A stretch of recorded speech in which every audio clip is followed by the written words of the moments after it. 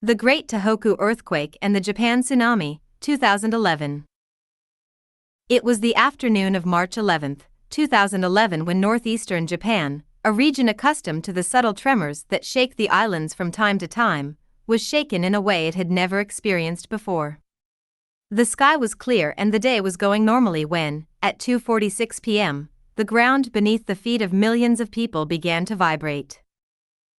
At first, the tremor was mild, almost routine for a country that had learned to live with the Earth's movements.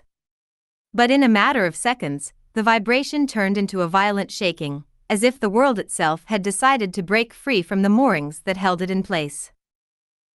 The Tōhoku earthquake, with a magnitude of 9.0 on the Richter scale, was the most powerful earthquake ever recorded in Japan's history. Along 500 kilometers of the country's east coast, the earth opened up and buildings began to shake as if they were made of paper. Tokyo's skyscrapers, designed to withstand earthquakes, swayed almost surrealistically, and emergency alarms echoed from every corner of the city. But in rural and coastal areas, where buildings were more fragile, the damage was immediate. Roads split in two, houses collapsed, and millions of people ran for cover as aftershocks made it even harder to stay on their feet. However, the worst was not over. The earthquake, with its immense release of energy, had unleashed an even greater threat, a tsunami of catastrophic proportions. Within minutes of the tremor, tsunami alarms began to sound up and down the coast, warning people to run for higher ground. The ocean, which had retreated from the force of the quake, was beginning to build up, preparing its counterattack. At 3 p.m., the first wave hit the shores of Miyagi and Fukushima, and with it came absolute chaos. The waves, up to 40 meters high in some spots, moved with terrifying speed and force, engulfing everything in their path. Coastal barriers, designed to withstand minor tsunamis, were swept away as if they were mere toys.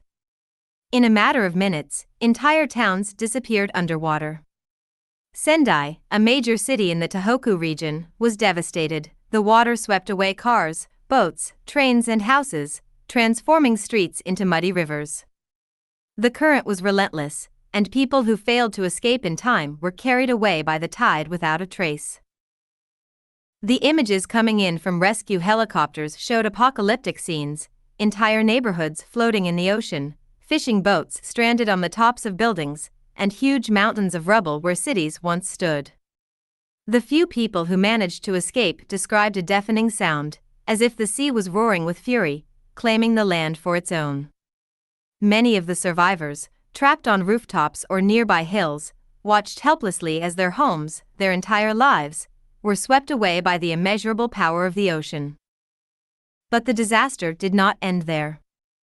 As the tsunami moved inland, it reached the Fukushima Daiichi nuclear power plant, located just off the coastline. Plant engineers struggled to contain the damage caused by the earthquake, but when the waves flooded the emergency generators, the reactor's cooling system failed. Within hours, explosions rocked the plant and radioactive leaks began.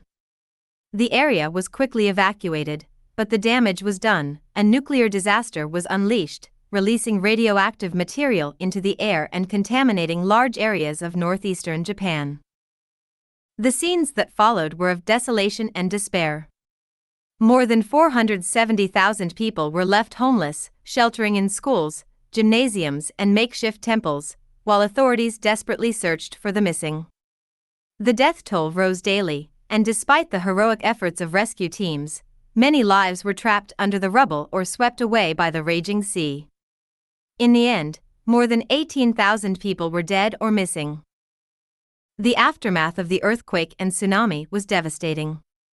Survivors in the hardest-hit areas described the cities and towns as if they had been hit by a nuclear bomb.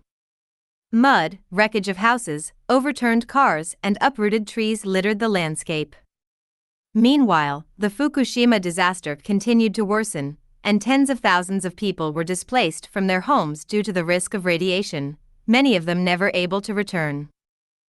The world watched in horror and compassion as Japan tried to overcome one of the worst tragedies in its modern history. Rebuilding was slow and painful. Years after the disaster, some areas were still uninhabited, and memories of what was lost remain vivid in the country's collective memory. However, despite the suffering, Japan showed unwavering strength. The solidarity among citizens, the efficient organization of rescue teams, and the will to rebuild what was lost proved that even in the darkest of times, the human spirit can find a way to rise up. Still, the physical and emotional scars of the Great Tōhoku earthquake and tsunami remain latent. The Tōhoku region was forever transformed, and the echoes of that fateful day still resonate in the lives of those who survived. The sea, which has given so much to Japan, also took much away on that March afternoon, leaving a lesson in the uncontrollable and terrifying force of nature.